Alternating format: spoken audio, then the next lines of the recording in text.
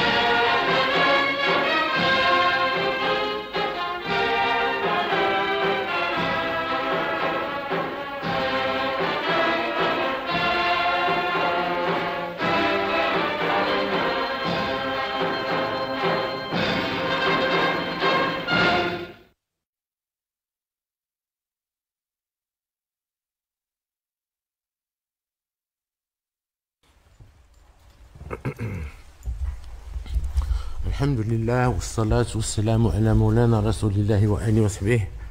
شعبي العزيز، نخلد اليوم بباغي الاعتزاز ذكرى 49 للمسيرة الخضراء، وهي مسيرة سلمية وشعبية مكنت من استرجاع الصحراء المغربية وعززت ارتباط سكانها بالوطن الأم. ومنذ ذلك الوقت تمكن المغرب من ترسيخ واقع ملموس وحقيقة لا رجعة فيها، قائمة على الحق والشرعية والالتزام والمسؤولية، ويتجلى ذلك من خلال أولا تشبث أبنائنا في الصحراء بمغربيتهم وتعلقهم بمقدسات الوطن في إطار روابط البيعة القائمة عبر التاريخ بين سكان الصحراء وملوك المغرب. ثانيا النهضة التنموية والأمن والاستقرار الذي تنعم به الصحراء المغربية. ثالثا الاعتراف الدولي المتزايد بمغربية الصحراء والدعم الواسع لمبادرة الحكم الذاتي. وبموازاة مع هذا الوضع الشرعي والطبيعي، هناك مع الأسف عالم آخر منفصل عن الحقيقة ما زال يعيش على أوهام الماضي ويتشبث بأطروحات تجاوزها الزمن. فهناك من يطالب بالاستفتاء رغم تخلي الأمم المتحدة عنه واستحالة تطبيقه، وفي نفس الوقت يرفض السماح بإحصاء المحتجزين بمخيمات سندوف ويأخذهم كرهائن في ظروف يرثى لها من الذل والإهانة والحرمان من أبسط الحقوق. وهناك من يستغل قضية الصحراء للحصول على منفذ على المحيط الأطلسي. لهؤلاء أقول: نحن لا نرفض ذلك، والمغرب كما يعرف الجميع يقترح مبادرة دولية لتسهيل ولوج دول الساحل للمحيط الأطلسي في إطار الشراكة والتعاون وتحقيق التقدم المشترك لكل شعوب المنطقة.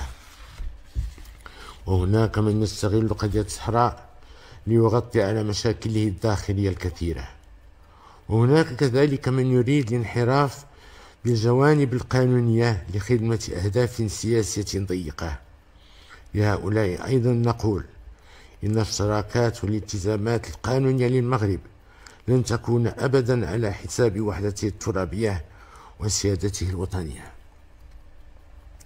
لقد حان الوقت لتتحمل الأمم المتحدة مسؤوليتها وتوضح الفرق الكبير بين العالم الحقيقي والشرعي الذي يمثله المغرب في صحرائه وبين عالم متجمد بعيد عن الواقع وتطوراته. شعبي العزيز، إن المرحلة التي تمر منها قضية وحدتنا الترابية تتطلب استمرار تضافر جهود الجميع، ونود الإشادة هنا على وجه الخصوص بروح الوطنية التي يتحلى بها المغاربة المقيمون بالخارج وبالتزامهم بالدفاع عن مقدسات الوطن والمساهمة في تنميته. وتأجيلا لارتباط هذه الفئة بالوطن، قررنا إحداث تحول جديد في مجال تدبير شؤون الجالية المغربية بالخارج، وذلك من خلال إعادة هيكلة المؤسسات المعنية بها، بما يضمن عدم تداخل الاختصاصات وتشتت الفاعلين والتجاوب مع حاجياتها الجديدة. لهذا الغرض وجهنا الحكومة للعمل على هيكلة هذا الإطار المؤسساتي على أساس هيئتين رئيسيتين. الأولى هي مجلس الجالية المغربية بالخارج، باعتباره مؤسسة دستورية مستقلة يجب أن تقوم بدورها كاملا كإطار للتفكير وتقديم الاقتراحات، وأن تعكس تمثيلية مختلف المكونات الجالية. وبهذا الخصوص ندعو إلى تسريع إخراج القانون الجديد للمجلس في أفق تنصيبه في أقرب الآجال. أما الثانية فهي إحداث هيئة خاصة تسمى المؤسسة المحمدية للمغاربة المقيمين بالخارج، والتي ستشكل الدرع التنفيذي للسياسة العمومية في هذا المجال.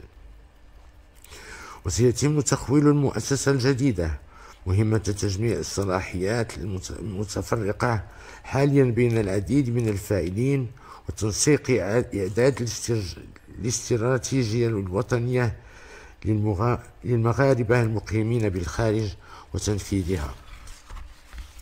وستقوم المؤسسة الجديدة كذلك بتدبير الآلية الوطنية لتعبئة كفاءات المغاربة المقيمين بالخارج التي دعونا لإحداثها وجعلها في صدارة مهامها، وذلك لفتح المجال أمام الكفاءات والخبرات المغربية بالخارج، ومواكبة أصحاب المبادرات والمشاريع. وإننا ننتظر من هذه المؤسسة من خلال انخراط القطاعات الوزارية المعنية ومختلف الفاعلين أن تعطي دفعة قوية للتأطير اللغوي والثقافي والديني لأفراد الجالية على اختلاف أجيالهم. ومن أهم التحديات التي يتعين على هذه المؤسسة رفعها تبسيط ورقمنة المساطر الإدارية والقضائية التي تهم أبناءنا بالخارج. كما نحرص أيضا على فتح آفاق جديدة أمام استثمارات أبناء الجالية داخل وطنهم، فمن غير المعقول أن تظل مساهمتهم في حجم الاستثمارات الوطنية الخاصة في حدود 10%. شعبي العزيز، إن الخصائصيات التي قدمها جيل المسيرة تحفزنا على المزيد من التعبئة واليقظة قصد تعزيز المكاسب التي حققناها في ترسيخ مغربية الصحراء ومواصلة النهضة التنموية التي تعرفها أقاليمنا الجنوبية. وبنفس الروح يجب العمل على أن تشمل ثمار التقدم والتنمية كل مواطن في جميع الجهات، من الريف إلى الصحراء ومن الشرق إلى المحيط، مرورا بمناطق الجبال والسهول والواحات. ونختم هذه الذكرى المجيدة لاستحضار قسمها الخالد وفاء لروح مبدئها والدنا المنعم جلالة الملك الحسن الثاني أكرم الله مثواه، وأرواح كل شهداء الوطن الأبرار. والسلام عليكم ورحمة الله تعالى وبركاته.